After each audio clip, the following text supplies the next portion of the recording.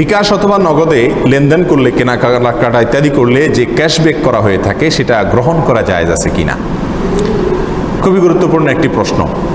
আমরা অনেকেই জানি বিকাশ অথবা এই জাতীয় বিভিন্ন যে পেমেন্টের অপশন আছে, এই অপশন সিলেক্ট করে এর মাধ্যমে যদি আমরা কোনো পেমেন্ট করি, একটা গাড়ির টিকিট করলাম বিকাশে আমি পেমেন্ট করলাম, অথবা একটা অনলাইনে কোনো কিছু কিনলাম বিকাশে আমি পেমেন্ট করলাম, বা নগদে পেমেন্ট করলাম, তো এগুলোর মাধ্যমে পেমেন্ট করলে অনেক সময় অফার হিসাবে ইনস্ট্যান্ট ক্যাশব্যাক করা হয়, আসে কি আসে না?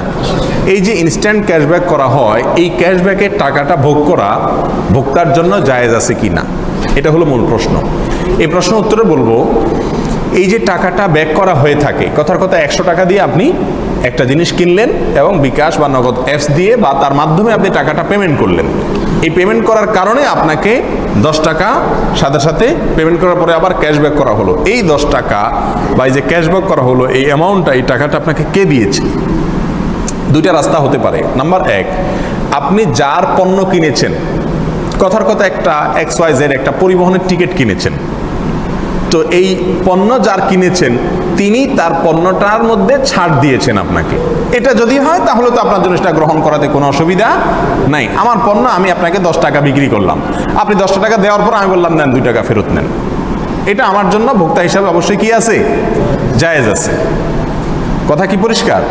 তাহলে বিকাশের যেই টাকাটা, ক্যাশব্যাকের যে টাকাটা আমরা ফেরত পাই, সেটা যদি যেই কোম্পানির পণ্যটা বিকাশের মাধ্যমে কিনলাম ওই কোম্পানি যদি আমাকে ক্যাশটা দিয়ে থাকে, ব্যাক করে থাকে, তাহলে সেটা সম্পূর্ণরূপে জায়েজ আছে, হাদিয়া হিসাবে কোনো অসুবিধা নাই। টাকার যিনি হকদার তিনি নিজে ছাড় দিয়েছেন, কোনো অসুবিধা নেই।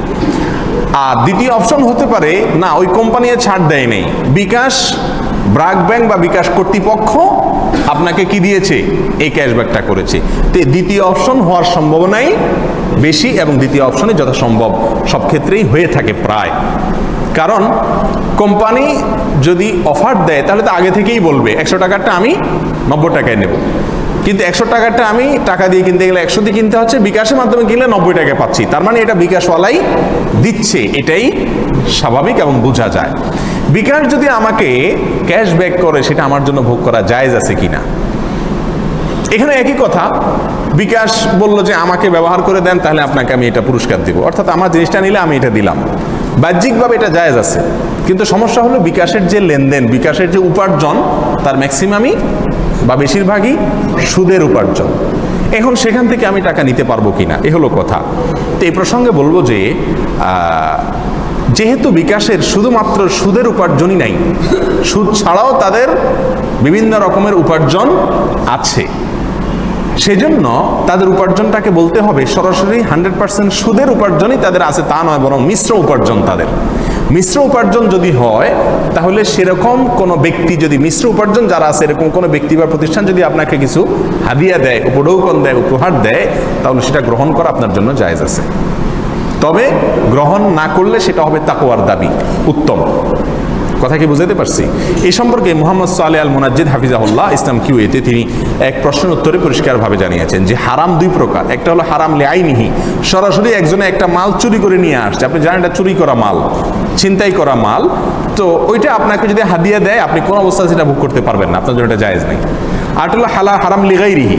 হারাম লিগাইরিহি মানে হলো মূলগতভাবে বিষয়টা হারাম না, সে লেনদেনটা অশুদ্ধ উপায়ে করছে তাই হারাম হয়েছে। যেমন সুদ, এই সুদের যে টাকাটা, এই টাকাটা সে ব্যবসা করে নিলে তার জন্য হালাল ছিল, এই টাকাটাতে কোনো দোষ নাই, পদ্ধতিটা ভুল হওয়ার কারণে সেটা কি হয়েছে? হারাম হয়েছে। এটাকে বলা হয় হারাম লিগাইরিহি, বা অর্থাৎ সরাসরি হারাম না, এটা অন্য কারণে কি হয়েছে? হারাম হয়েছে, মূলগতভাবে হারাম না।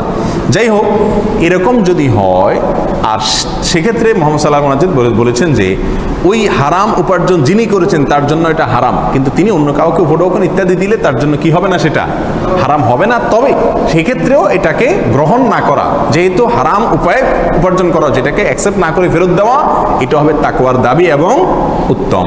এবং বিন বাজ রাহিমাহুল্লাহ এক ফতোয়াতে বলেছেন যে যদি কারোর মিশ্র উপার্জন থাকে আর তিনি আপনাকে কোনো দাওয়াত দেয়, খাদ্য খাবার দেয়, কোনো উপহার দেয়, মিশ্র উপার্জনওয়ালা ব্যক্তি, আপনার জন্য গ্রহণ করা জায়েজ আছে। যার হালালও আছে, হারামও, দুই রকমের উপার্জনই আছে, এরকম ব্যক্তির উপঢৌকন আপনার জন্য গ্রহণ করা জায়েজ আছে। এক্ষেত্রে একই কথা, না করতে পারলে সেটা উত্তম এবং তাকওয়া।